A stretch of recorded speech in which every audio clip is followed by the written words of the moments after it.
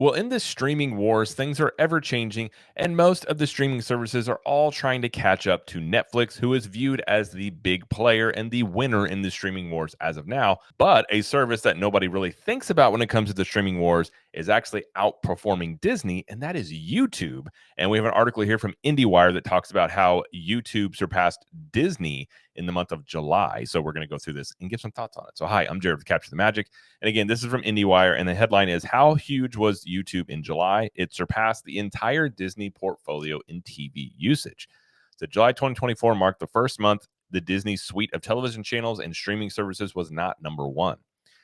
So, the Disney TV and streaming offices may not be the happiest place on earth this morning. According to Nielsen's latest calculations, YouTube accounted for 10.4% of all TV usage in 2024.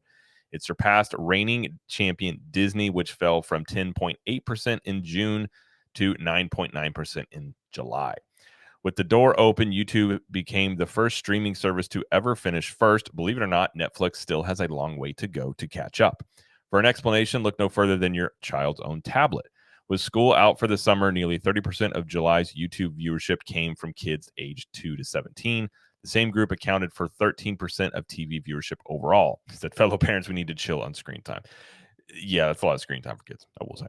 Disney leads 2024 overall with 11% of total TV viewing through 7 recorded months. School isn't the only thing out of session for the summer months with expectations, especially in the reality TV space. Studio programming tends to take a vacation in July and August. Why watch Abbott Elementary reruns when Blippi is still posting fresh content? I'm really glad our kids are out of the Blippi stage.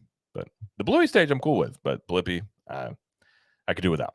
Another thing to note is that Nielsen's July is not all of July, since the ratings currency company calculates viewership on a weekly, not monthly basis. Its July captured July 1st through 28th, 2024, and not 29th, 30th, and 31st. That may sound nitpicky to you, but it definitely does not to the third place media company, NBC Universal.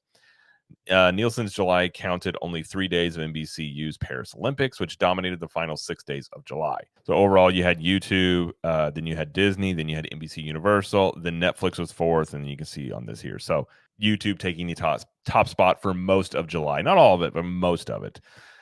Now, we've even talked about before where Disney internally has molded the idea of creating their own YouTube type service.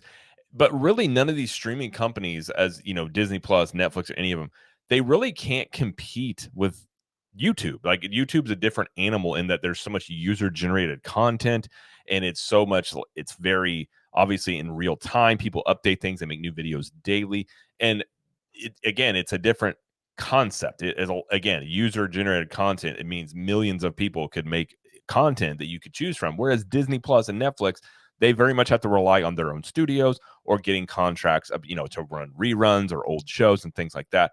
So it's different types of content. You have scripted media, which is shows and movies, and then you have YouTube, which is not, for the most part, it's not scripted media. People are watching clips, they're watching reactions to stuff that is on the streaming services. So in a way, even though Disney, I think, would like to emulate YouTube, they really can't do it because a lot of YouTube's content that people like are people, say, watching The Acolyte and giving either positive or negative reactions to that show. And people watch it, it's for review. So it's different types of content. And if Disney tried to emulate this, I don't see it working. Again, there are other competitors to YouTube out there, and that is a big hill to try and climb, especially whenever you're Disney and you're already in this hole when it comes to Disney Plus, in terms of they just had one quarter where it was profitable, but overall there's still tens of billions of dollars in the hole when it comes to Disney Plus. There's a lot of questions on the content there. Bob Iger himself has talked about they need to cut back on the amount of content and make the content better. And then you have the other streaming services, which outside of Netflix, they're all sort of fledgling on some level. NBC Universal had the Olympics, which did help them, but you've got Paramount. They recently sold, and all these other streaming services are going to probably eventually end up combining and buying each other out on some level, just because I think the streaming wars or the streaming lucrativeness of it all was not as much as these studios had hoped for. And really, I think the thing that's caught them all off guard is YouTube. YouTube is the thing that they don't know how to fight. They really can't fight it. And so they're almost all fighting for second place. And I think that's eventually what it's going to come into is YouTube is going to continue to grow. The other streaming services are vying for the second, third, fourth places with the scripted content.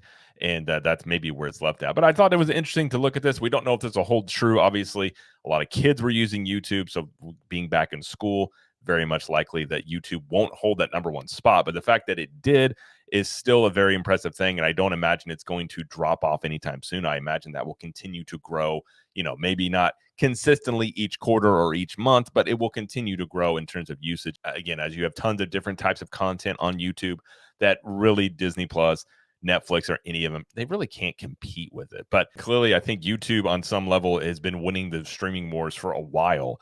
And nobody really knows how to really combat it in terms of the other studios. But that is going to be it for this video. If you like this video, please like it and subscribe to the channel as we do lots of coverage here of pop culture and theme parks. And let us know in the comments, what do you think about all of this? And until next time, we will see you later.